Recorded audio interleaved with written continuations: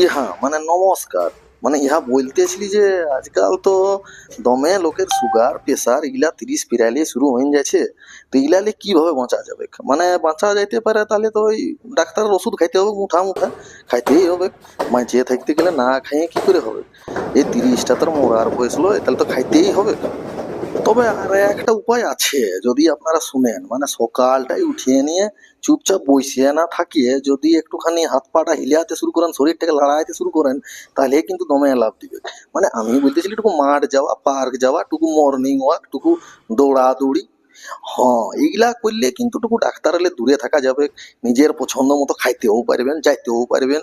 ইহা মানে বিহা ঘরের মটনটাও ছাড়া যাবে না, হ্যাঁ, তাহলে ওটাও খাইতে পারবেন টুকটাক। আর নাইলে ডাক্তার বলবে এ প্রেসার বাড়িছে এটা খাবেন নাই, এ প্রেসার বাড়িছে সুগার বাড়িছে এটা খাবেন নাই, ওটা যেখানে খাবেন নাই এখানে যাবেন না।